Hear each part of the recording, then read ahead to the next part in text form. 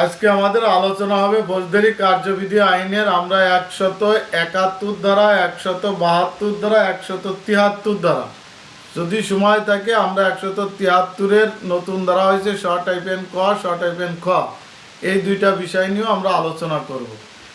তাহলে আমাদের 172 ধারা যেটা বলা আছে যে সাক্ষীকে আদালতে হাজির করার পদ্ধতি, অর্থাৎ সাক্ষীকে মুসলেকার মাধ্যমে আদালতে হাজির করতে পারেন, এই বিষয়টা নিয়ে আলোচনা করা হচ্ছে 171 ধারা। যে সাক্ষী আমরা জানি যে সাক্ষী বা ফরেদি বলা হয় বা বাদী বলা হয়, তাদেরকে আদালত যখন সমন দিয়ে ডাকেন, অনেক ক্ষেত্রে দেখা যায় সাক্ষী বা ফরেদি বা বাদী আদালতে হাজির হতে চান না, তখন এই সাক্ষীকে হাজির করার দায়িত্ব হচ্ছে পুলিশ অফিসারের উপর বর্তায়। তখন এই মামলা শুনানির আগ পর্যন্ত সাক্ষী যাতে আদালতে হাজির হয় সেই দায়িত্ব পুলিশ অফিসারকে বহন করতে হয়। তাহলে আমরা 171 দ্বারা যেটা বলা আছে, কোনো সাক্ষী বাদী বা ফরেদিকে পুলিশ অফিসারের সঙ্গে আদালতে যাইতে বাধ্য করা যাবে না। কথাগুলো মনে রাখেন যে কোনো সাক্ষী বাদী বা ফরেদিকে কোনো পুলিশ অফিসার তার সঙ্গে আদালতে যাইতে বাধ্য করতে পারবেন না, একটা কথা।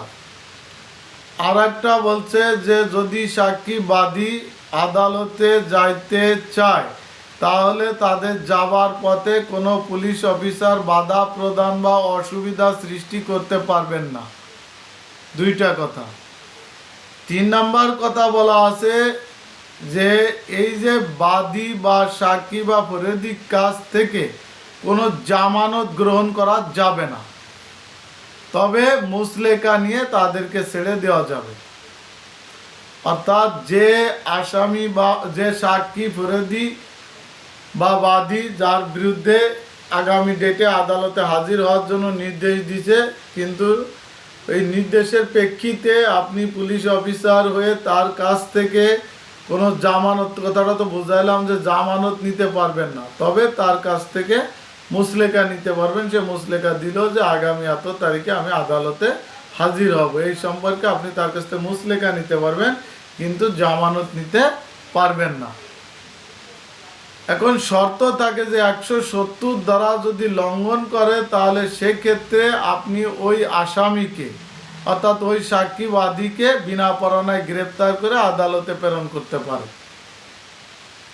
এটা বলা আছে। অর্থাৎ 170 দ্বারায় যদি আপনি মুসলেকা দিয়ে ছেড়ে দিচ্ছেন কিন্তু সে মুসলেকা শর্ত লঙ্ঘন করলো, তখন আপনি তাকে কি করলেন, ওই আসামি ওই বাদী বা সাক্ষীকেও আপনি কি করবেন, তাকে আপনি গ্রেপ্তার করে অর্থাৎ বিনা পরোয়ানায় গ্রেপ্তার করেও তাকে আদালতে প্রেরণ করতে পারবেন। আদালত কি করবে, তাকে গ্রেপ্তার করে আদালতে প্রেরণ করে। আদালতের আবার কার্যক্রম হচ্ছে এই বাদী সাক্ষী বা ফরেদিকে মামলা শুনানি না হওয়া পর্যন্ত তাকে হাজতখানা আটক রাখতে পারেন, অর্থাৎ জেল হাজতে আটক রাখতে পারেন। এই এতগুলো কথা কিন্তু 171-এর ক্লোজ একে বলছে। এখান থেকে দেখেন কতগুলো এমসিকিউ হইতে পারে যে পুলিশ অফিসার কি বাদী বা সাক্ষী বা ফরেদিকে তার সঙ্গে আদালতে যাইতে বাধ্য করতে পারবেন না, একটা কথা। আর একটা কথা কি বলছে যে তাদের যাবার পথে যদি সে স্বেচ্ছায় যাইতে চায় তাহলে তাদের যাবার পথে পুলিশ অফিসার বাধা প্রদান বা অসুবিধা সৃষ্টি করতে পারবেন না। আর একটা কথা কি বলছে যে তাদের কাছ থেকে কোনো জামানত গ্রহণ করতে পারবে না, তবে মুসলেকা গ্রহণ করতে পারবে। আর এই মুসলেকা দেওয়ার পরে যদি তারা আদালতে যেতে না চায় তাহলে তাদেরকে বিনা পরোয়ানায় গ্রেপ্তার করিয়ে আদালতে প্রেরণ করতে পারবে। আদালতে প্রেরণ করার পর আদালত আবার কি করবে, ওই বাদী বা সাক্ষী বা ফরেদিকে এই মামলা যতদিন পর্যন্ত শুনানি না হবে ততদিন পর্যন্ত তাকে জেল হাজতে আটক রাখতে পারে। এটা বলছে 171-এর ক্লোজ 1। 171 ক্লোজ 2 বলছে যে এই বাদী বা সাক্ষী বা ফরেদি মামলার শুনানিকালে আদালতে উপস্থিত করার বাধ্যবাধকতা, অর্থাৎ পুলিশ অফিসার মামলা শুনানিকালে এই আসামি বা বাদী বা সাক্ষীকে আদালতে হাজির করতে বাধ্য থাকিবে। অর্থাৎ মামলা শুনানির আগ পর্যন্ত যতবার সাক্ষীদের ডাকবে ততবারই পুলিশ অফিসার তাদেরকে আদালতে হাজির করার দায়িত্ব পুলিশ অফিসার। আর যদি না হাজির না করতে পারে তাহলে পুলিশ অফিসারের বিরুদ্ধে ব্যবস্থা নেবে। নারী শিশু নির্যাতন আইনে তো সুস্পষ্ট বলে দিছে যে যদি নির্দিষ্ট তারিখে যদি সাক্ষী যদি আদালতে হাজির না হয় তাহলে থানার ভারপ্রাপ্ত কর্মকর্তার বিরুদ্ধে প্রয়োজনীয় যে ব্যবস্থা, আইনানুগ ব্যবস্থা বা চাকরি বিধিমালা অনুসারে যে ব্যবস্থা, সেই ব্যবস্থা গ্রহণ করা হবে। ঠিক সেম এখানেও বলছে যে এখানে বাদী বা সাক্ষীকে আদালতে হাজির করতে পুলিশ অফিসার বাধ্য থাকিবে। এটা বলছে 171 ক্লোজ 2। তাহলে আমরা 171 ধারাটি কি বুঝতে পারলাম? আমরা তো খালি বলি যে সাক্ষীকে বিনা পরোয়ানায় গ্রেপ্তার করে আদালতে প্রেরণ করা যায়, কিন্তু এর আগে যে কতগুলো কথা আছে যে তাকে আদালতে পুলিশ অফিসারের সঙ্গে যাইতে বাধ্য করা যাবে না, তারপরে যাবার কালে অসুবিধা বা বাধা সৃষ্টি করা যাবে না, তাদের কাছ থেকে জামানত নেওয়া যাবে না, মুসলেকা নেওয়া যাবে, মুসলেকার শর্ত লঙ্ঘন করলে তাকে বিনা পরোয়ানায় গ্রেপ্তার করা যাবে, আদালত কতদিন পর্যন্ত তাকে জেল হাজতে আটক রাখতে পারেন, মামলার শুনানি না হওয়া পর্যন্ত তাকে জেল হাজতে আটক রাখতে পারেন। এটা ছিল 171 ক্লোজ 1। 171 ক্লোজ 2, এই মামলার শুনানি না হওয়া পর্যন্ত সাক্ষীকে আদালতে হাজির করতে থানার ভারপ্রাপ্ত কর্মকর্তা বা পুলিশ অফিসার বাধ্য থাকবে। যেটা বলা আছে 171 ক্লোজ 2 বলা আছে যে আপনার এই আসামিকে আদালতে শুনানিকালে ভরে দিব আসামিকে হাজির করার জন্য পুলিশ অফিসার ব্যবস্থা বা দায়িত্ব পুলিশ উপর বর্তাবে। ওটাই বাধ্য থাকিবে, যেটা আমি বললাম এটাই। এরপরে আমরা পড়াবো 172 ধারা, খুবই একটা গুরুত্বপূর্ণ ধারা। এটা হচ্ছে অনেকে অনেক রকম কথা বলে। এটাকে বলা হয় সিডি, এটাকে বলা হয় কেস ডায়েরি, এটাকে বলা হয় পুলিশ ডায়েরি, এটাকে বলা হয় তদন্ত সম্মিলিত ডায়েরি, আপনার যেভাবে নেন। তাহলে এই যে 172 দ্বারা কি বলছে যে সিডি বলে, সিডি অর্থাৎ কেস ডায়েরি, তারপরে হচ্ছে আপনার তদন্ত সম্মিলিত ডায়েরি, পুলিশ ডায়েরি, আর একটা কি বললাম, এরকম 4-5টা নাম আছে, আপনাদের যে নামেই আসুক সেটাই হচ্ছে 172 দ্বারা। এই 172 দ্বারা আমরা পড়বো যে কেস ডায়েরি কাকে বলে, কেস ডায়েরিতে কি কি বিষয় উল্লেখ থাকে, তারপরে কেস ডায়েরি কে কে দেখতে পারেন, তারপরে আদালত কি কেস ডায়েরি হাজির করার জন্য নির্দেশ দিতে পারেন, তারপরে কেস ডায়েরি লেখার নিয়মাবলী কি, তারপরে আপনি কেস ডায়েরির সাক্ষ্যগত মূল্য কি। এই কয়টা প্রশ্ন যদি বোঝেন, যারা এসআই থেকে সাব ইন্সপেক্টর পরীক্ষা দিবেন তাদের জন্য এই জিনিসটা 100%, মানে এটা পরীক্ষায় 99% আসার সম্ভাবনা আছে। যেমন এখানে কেস ডায়েরি কাকে বলে, কেস ডায়েরিতে কী কী ভাষায় উল্লেখ থাকে, কেস ডায়েরি লেখার নিয়মাবলী, কেস ডায়েরি কে কে দেখতে পারেন, কেস ডায়েরির সাক্ষ্যগত মূল্য। আপনি এই বিষয়টুকু যদি জানতে পারেন তাহলে কেস ডায়েরি নিয়ে যদি কোনো প্রশ্ন আসে আপনি ইনশাল্লাহ উত্তর দিতে পারবেন। তাহলে 172-এর যে মূল থিমটা, আমি 172 ক্লোজ 1 আর 2 যে কথাটা বলছে, আমি আগে এই কথাটা শেষ করি, তারপরে আপনাদের সংজ্ঞা, তারপরে কেস ডায়েরি লেখার নিয়মাবলী, কেস ডায়েরির সাক্ষ্যগত মূল্য, কি কি বিষয় উল্লেখ থাকে সেই বিষয়গুলো আলোচনা করব। এখানে 172 ক্লোজ 1 বলছে যে মামলা তদন্তকারী কর্মকর্তা মামলার সংক্রান্ত সংবাদ কখন পাইছেন, তারপরে কখন মামলা তদন্ত শুরু করছেন, কখন শেষ করছেন, কি কি জিনিস পরিদর্শন করছেন এবং পরিদর্শনকালে কি কি বিষয় দেখছেন, এই বিষয়গুলো তিনি এই কেস ডায়েরিতে লিপিবদ্ধ করবেন। এটা বলা আছে 172-এর ক্লোজ 1। এর সাথে পিআরবি 263 বিধি ব্যবহার করবেন। তাহলে 172 ক্লোজ 1-এ কি পেলাম যে মামলা তদন্তকারী কর্মকর্তা কখন মামলার এই সংবাদটা তিনি পেয়েছেন সেই বিষয়টা উল্লেখ থাকতে হবে, কখন তিনি তদন্ত শুরু করছেন, কখন শেষ করছেন সেই বিষয়টা উল্লেখ থাকতে হবে।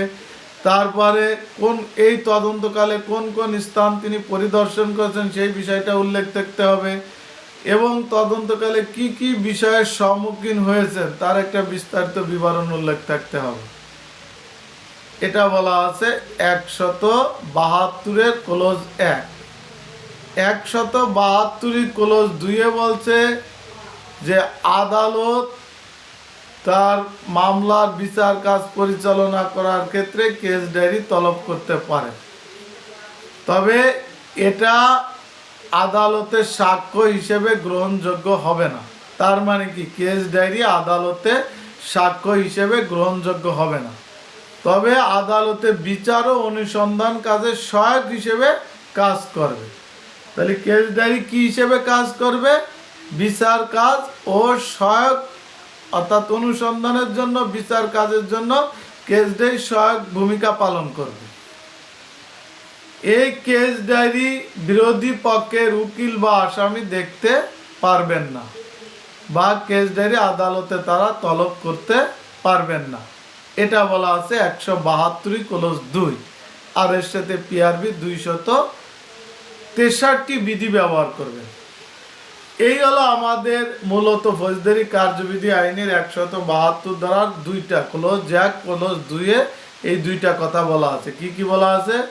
যে মামলা তদন্তকারী কর্মকর্তা কখন সংবাদ পাইলেন, তারপরে কখন মামলা তদন্ত শুরু করলেন, কখন শেষ করলেন, কোথায় পরিদর্শন করলেন, কি কি বিষয় দেখলেন, এই বিষয়গুলো সম্পর্কে যে ডায়েরি লিপিবদ্ধ করবেন সেটার কথা বলা আছে 172 ক্লোজ 1। 172 ক্লোজ 2, আদালত যে কোনো সময় কেস ডায়েরি তলব করতে পারেন, তবে এটা সাক্ষ্য হিসেবে ব্যবহার করা হবে না, মানে ব্যবহার হবে না। প্লাস এটা কি, এটা 172 ক্লোজ 2-এ বলছে যে এটা আদালতের অনুসন্ধান অথবা বিচার কাজের সহায়ক হিসেবে কাজ করবে।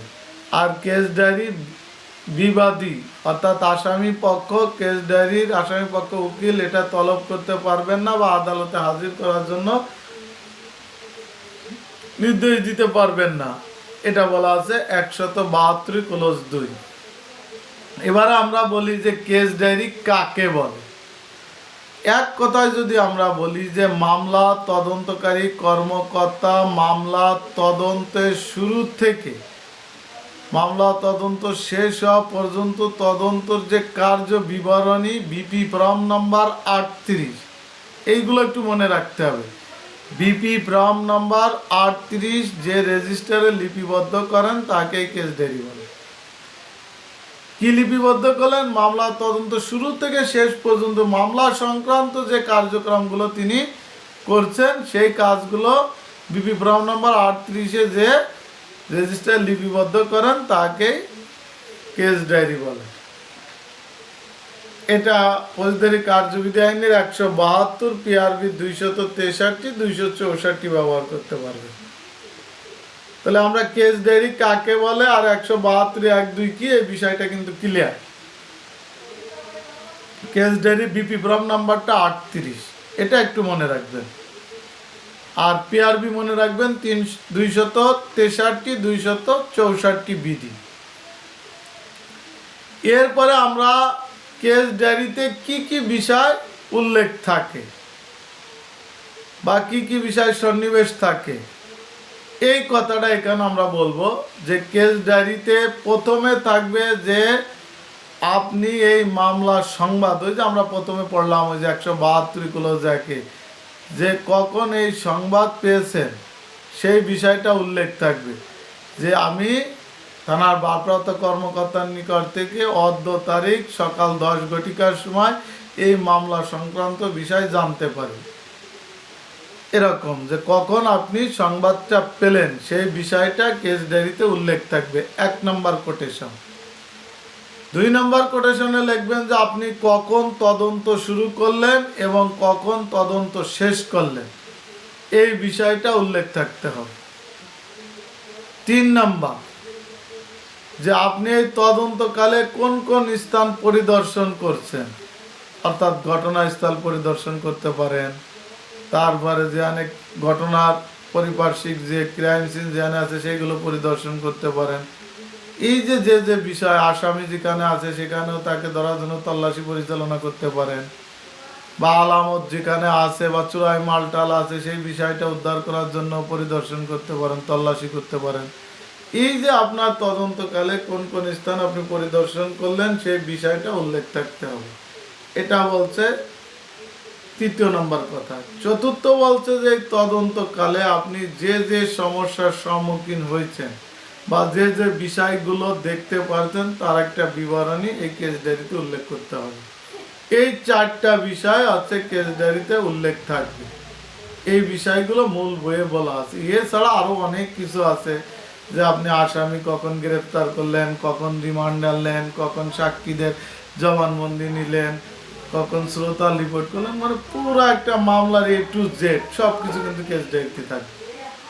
মূলত হচ্ছে এই চারটা বিষয়, যে কখন আপনি সংবাদ পাইলেন, কখন তদন্ত করলেন, কখন শেষ করলেন, কি কি পরিদর্শন করলেন, কি কি বিষয় দেখলেন। এই চারটা কিন্তু আপনাদের অবশ্যই মনে রাখতে হবে, অর্থাৎ কেস ডায়েরিতে কি কি বিষয় উল্লেখ থাকে। এরপরে আপনাদের আরেকটা বিষয় আমি বলতে চাচ্ছিলাম, যে কেস ডায়েরি কে কে দেখতে পারেন। খুবই গুরুত্বপূর্ণ একটা বিষয়। এখানে কেস ডায়েরি দেখতে পারেন মামলা তদন্তকারী কর্মকর্তা, তিনি কেস ডায়েরি দেখতে পারেন। তারপর থানার ভারপ্রাপ্ত কর্মকর্তা, তিনি কেস ডায়েরি দেখতে পারেন। থানার ভারপ্রাপ্ত কর্মকর্তার উপরে অর্থাৎ যিনি সার্কেল, তিনি দেখতে পারেন। পুলিশ সুপার দেখতে পারেন। পুলিশ সুপার অফিসে যিনি কিরানি থাকেন তিনিও দেখতে পারেন। এরপরে কোর্টে যায়, কোর্টে আপনার কোর্ট পুলিশ পরিদর্শক যিনি থাকবেন তিনি দেখতে পারেন। এবং এই মামলা বিচার কার্যক্রম করার সময় সংশ্লিষ্ট ম্যাজিস্ট্রেট বা ম্যাজিস্ট্রেটের সাথে যিনি থাকবেন, ম্যাজিস্ট্রেটের যে কি থাকে পিস্কার, তিনিও দেখতে পারেন। অর্থাৎ এই কয় ব্যক্তি আপনার কেস ডায়েরি দেখতে পারবেন। এটা বলা আছে পিআরবির 68টি বিধিতে, যে কে কে কেস ডায়েরি দেখতে পারবেন। আমরা যখন পিআরবি পড়াবো তখন কিন্তু আমরা এর সাথে রিলেটেড, এই জন্য আমরা এই বিষয়টা একটু আলোচনা করলাম। এরপরে আপনাদের আরেকটা বিষয় পড়াতে চাচ্ছিলাম, সেটা আছে কেস ডায়েরি লেখার নিয়মাবলী। এখানে কেস ডায়েরি লিখতে হবে বাম পাশ থেকে কেস ডায়েরি লিখতে হবে। তারপরে কেস ডায়েরি আপনি ইংরেজি বাংলা যে কোনো ভাষায় লিখতে পারবেন। কেস ডায়েরি 2 কপি লিখতে হবে। তাহলে একে আমরা কি পেলাম, কেস ডায়েরি বাম দিক থেকে লেখা হয়। 2-এ কি পেলাম, কেস ডায়েরি যে কোনো ভাষায় বাংলা ইংরেজি যে কোনো ভাষায় লিপিবদ্ধ করা যায়। 3-এ পেলাম যে কেস ডায়েরি 2 কপি হয়। আবার যদি চাঞ্চল্যকর মামলা হয়, গুরুত্বপূর্ণ MCQ অর্থাৎ স্পেশাল মামলা, অর্থাৎ চাঞ্চল্যকর মামলা হলে সেক্ষেত্রে কেস ডায়েরি 3 কপি হবে। নর্মালি ক্ষেত্রে 2 কপি, চাঞ্চল্যকর মামলার ক্ষেত্রে কেস ডায়েরি কয় কপি হবে, 3 কপি হবে। তারপরে কেস ডায়েরি আপনি বড় অক্ষরও লিখতে পারেন, ছোট অক্ষরও লিখতে পারেন। তারপরে আপনি কেস ডায়েরি কি কি বিষয়গুলো আছে প্রত্যেকটা বিষয় আপনি পুঙ্খানুপুঙ্খানুভাবে লিপিবদ্ধ করতে হবে। অর্থাৎ আপনি প্রতিদিনের কেস ডায়েরি প্রত্যেক দিনই লিখতে হবে, এবং প্রত্যেক দিন কেস ডায়েরিতে একটা আপনার সময় এবং কেস ডায়েরি সিরিয়াল নাম্বার এগুলো উল্লেখ করতে হবে। যে আজকে 1 নাম্বার, নিচে 10 ঘটিকা, কেস ডায়েরি 1, নিচে লিখলেন 10 ঘটিকা। যেমন জেনারেল ডায়েরি অর্থাৎ জিডি যেভাবে লেখে ঠিক সেম ওরকম কেস ডায়েরিও লিখতে হবে। যে 1 নাম্বার সকাল 10 ঘটিকা, পার্শ্ব লিখিত সময়ে আমি এসআই অমক ঘটনাস্থলের উদ্দেশ্যে রওনা হলাম এত ঘটিকা। 2 নাম্বার দিয়ে লিখলেন যে 10:30টার সময় আমি ঘটনাস্থলে উপস্থিত হইয়া মৃত লাশের শ্রোতা রিপোর্ট তৈরি করলাম। 3 নম্বরে দিলেন যে এত ঘটিকার সময় লাশকে ময়না তদন্তের জন্য প্রেরণ করলাম। 4 নম্বরে দিলেন যে এত ঘটিকার সময় আমি আসামিকে গ্রেপ্তার করলাম। 5 নম্বরে দিলেন যে আসামি সহ এত ঘটিকার সময় থানায় এসে হাজির হলাম। এইভাবে আপনার ক্রমিক এবং সময় উল্লেখ করে করে লিপিবদ্ধ করতে হবে। এই হচ্ছে কেস ডায়েরি লেখার নিয়মাবলী সিস্টেমটা। এরপরে আমি আরেকটা বিষয় আপনাদেরকে পড়াচ্ছিলাম, যে কেস ডায়েরির সাক্ষ্যগত মূল্য। এটা আমাদের সাক্ষ্য আইনে প্রশ্ন, যেহেতু এর সাথে রিলেটেড আমি একটু আলোচনা করি। যে কেস ডায়েরির সাক্ষ্যগত মূল্য বলতে আমরা এখানে মূলত বোঝাই 159, 60, 61। এর পাশাপাশি আমরা সাক্ষ্যগত মূল্য হিসেবে আমরা দিতে পারি যে সাক্ষ্য আইনে 9 ধারা ব্যবহার করতে পারবো, সাক্ষ্য আইনে 35 ধারা ব্যবহার করতে পারবো, পাশাপাশি 159, 160, 161। মূলত 159 যেটা বলা আছে যে এই যে মামলা তদন্তকারী কর্মকর্তা আজ থেকে মনে করেন 5 বছর আগে তিনি একটা মামলা তদন্ত করে গেছেন। তিনি কি তদন্ত করে গেছেন, 5 বছর পরে তাকে কোর্ট ডাকছে যে আপনি এই মামলার সাক্ষী দিয়ে যান। এখন তিনার তো এই বিষয়টা মনে নাই। তখন এই যে আদালত তার যে কেস ডায়েরি লেখা, অর্থাৎ মামলা শুরু থেকে শেষ পর্যন্ত একটা কেস ডায়েরি লেখা আদালতে জমা দিছে, তখন ওই আয়ু এই কেস ডায়েরিটা আয়ুর কাছে পিপি সাহেব বা পিস্কার সাহেব দিবেন। তিনি কি করবেন, ওই কেস ডায়েরিটা দেখে তার মামলার স্মৃতি পুনর্জীবিত করবেন। অর্থাৎ এই মামলা শুরু থেকে শেষ পর্যন্ত তিনি কি কি কার্যক্রম করছে সেই বিষয়টাই কেস ডায়েরি দেখলে তিনি বুঝতে পারবেন। এই 159 বলছে স্মৃতি পুনর্জীবিত করার জন্য তিনি কেস ডায়েরি দেখতে পারবেন। 160 দ্বারা বলছে যে এটা কিন্তু সাক্ষ্য আইনে 159, 160। 160 দ্বারা সাক্ষ্য আইন বলছে যে এই স্মৃতি পুনর্জীবিত করার পরে তিনি যে বিষয়গুলো দেখলেন এই বিষয়গুলো নিয়েই তিনি আদালতে সাক্ষ্য দিবেন, এটা বলা আছে। অর্থাৎ 159 দ্বারায় তিনি দেখলেন, 160 দ্বারায় সেই সম্পর্কে তিনি আদালতে সাক্ষ্য দিলেন। 161 দ্বারা এখানে বলা আছে যে তিনি যে এই যে সাক্ষ্য দিলেন, বিবাদী পক্ষকে তিনি সাক্ষ্য দিলে চলে আসতে বলবে না, এই বিষয়টা তিনি কি করবেন, তারাও এই কেস ডায়েরি দেখার জন্য উকিলের মাধ্যমে আবেদন করতে পারেন, তার উকিল এটা দেখতে পারে। পাশাপাশি আপনার এই সাক্ষীকে এই কেস ডায়েরি বিষয় নিয়ে জেরা করতে পারেন। এটা হচ্ছে 161 দ্বারায় বলা আছে। তাই এই ছিল আমাদের টোটাল কেস ডায়েরির প্যাকেজটা। তাহলে 172 আমরা কি পড়লাম, কেস ডায়েরি 4 পদ্ধতিতে মানে প্রথম আছে কখন ঘটনা পৌঁছালো, তারপরে কখন তদন্ত শুরু করলো, কখন শেষ করলো, কি কি পরিস্থিতি পরিদর্শন করলো, কি কি পরিস্থিতি শিকার হলো, এই বিষয়টা লিপিবদ্ধ করবে। এটা বলা আছে 172 ক্লোজ 1। 172 ক্লোজ 2 যেটা বলা আছে সেটা হচ্ছে যে কেস ডায়েরি আদালত তলব করতে পারেন বিচার কার্যের জন্য। সেক্ষেত্রে সাক্ষ্য হিসেবে কেস ডায়েরি ব্যবহৃত হবে না, অনুসন্ধান ও বিচার কাজ পরিচালনার সহায়ক হিসেবে ব্যবহার করা যাবে। তবে আসামি বা আসামির উকিল কেস ডায়েরি তলব করতে বা দেখতে পারবেন না, এটা বলা ছিল 172 ক্লোজ 2। আর কেস ডায়েরি কাকে বলে সেটা হয়তো মামলা তদন্তকারী কর্মকর্তা তার তদন্তের শুরু থেকে শেষ পর্যন্ত ধারা বিবরণী যে ডায়েরিতে লিপিবদ্ধ করেন তাকেই কেস ডায়েরি বলে। এটা বিপি ফর্ম নাম্বার 38। তারপরে কেস ডায়েরিতে কী কী বিষয় উল্লেখ থাকে, 4টা বিষয় তো আমরা বললাম। কেস ডায়েরি লেখার নিয়মাবলী বললাম যে এটা বাংলা ইংরেজি যে কোনো ভাষায় লিখতে হবে, বিপি ফর্ম নাম্বার 38 ফর্মে লিপিবদ্ধ করতে হবে, এটা 2 কপি লিপিবদ্ধ করতে হবে, চাঞ্চল্যকর মামলা হলে 3 কপি লিপিবদ্ধ করতে হবে। তারপরে এটা সময় তারিখ দিয়ে উল্লেখ করতে হবে, প্রতিদিনই কেস ডায়েরি প্রতিদিন লেখাতে হবে, 2-3 দিনই কেস ডায়েরি একসাথে লেখা যাবে না। তারপরে এটা বাদী যে ভাষায় কথা বলে আর সাক্ষী যে ভাষায় কথা বলে সেই ভাষায় কেস ডায়েরি লিখতে হবে। তারপরে এটা বাম পাশ থেকে লিখতে হবে। এই ছিল হচ্ছে কেস ডায়েরি লেখার নিয়মাবলী। আর কেস ডায়েরির সাক্ষ্যগত মূল্য পড়ালাম, মূলত 159, 60। এখানে বলা হয়েছে স্মৃতি পুনর্জীবিত করার জন্য মামলা তদন্তকারী কর্মকর্তা কেস ডায়েরি দেখতে পারেন।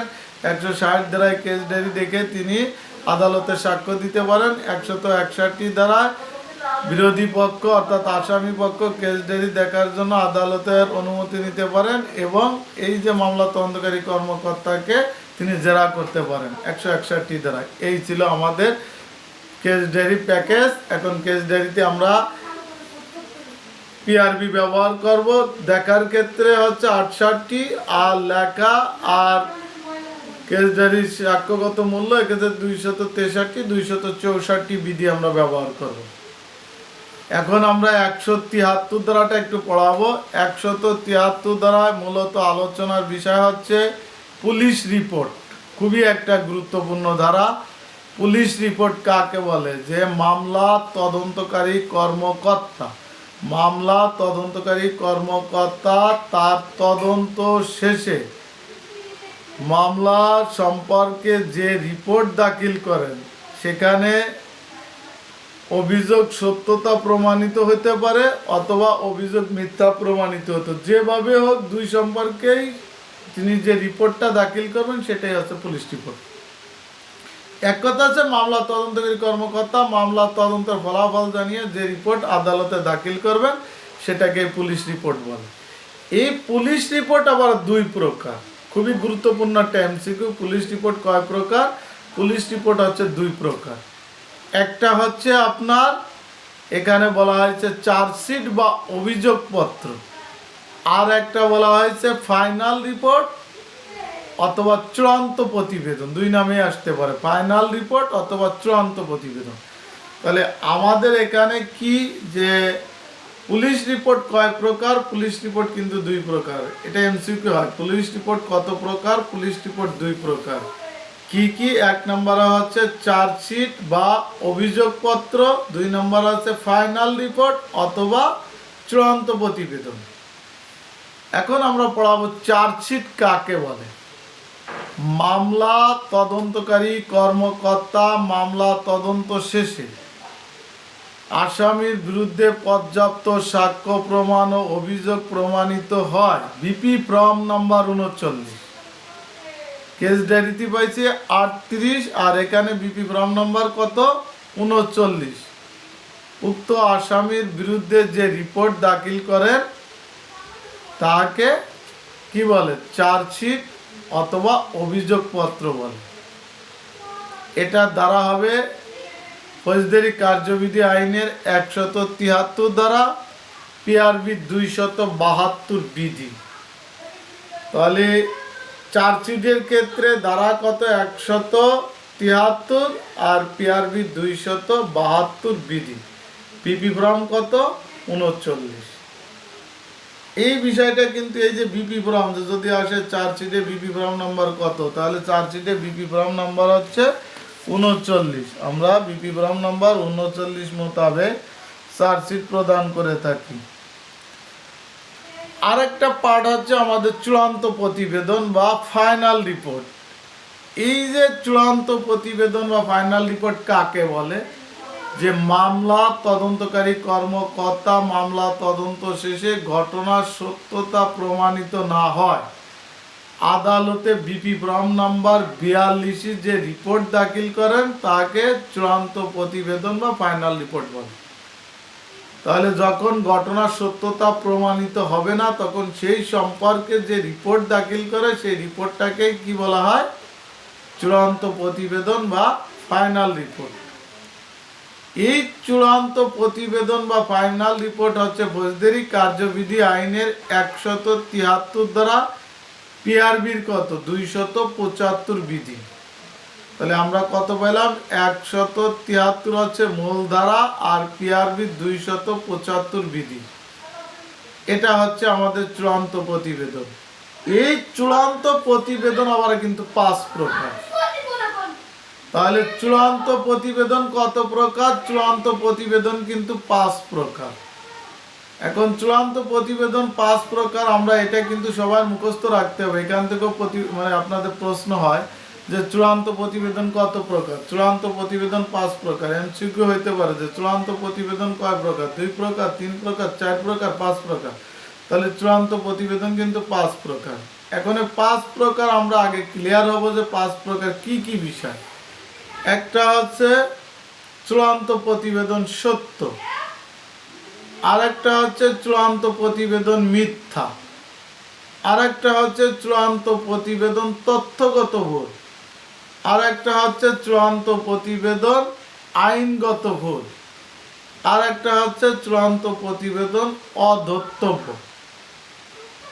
এই যে 5টা সত্য, মিথ্যা, তথ্যগত ভুল, আইনগত ভুল, অধর্তব্য। আপনাকে আমি ইংলিশ বললাম না, বাংলায় বলি যে সত্য, মিথ্যা, তথ্যগত ভুল, আইনগত ভুল, অধর্তব্য। এই 5 প্রকার চূড়ান্ত প্রতিবেদন। কয় প্রকার? 5 প্রকার। কি কি? আমি কিন্তু বারবার বলতেছি, আপনাকে বলছিলাম খাতা কলম নিয়ে লিখতে, তাহলে কিন্তু সুবিধা হয়। তাহলে চূড়ান্ত প্রতিবেদন কত প্রকার? চূড়ান্ত প্রতিবেদন হচ্ছে 5 প্রকার: সত্য, মিথ্যা, তত্ত্বগত ভুল, আইনগত ভুল আর অদত্ত ভুল।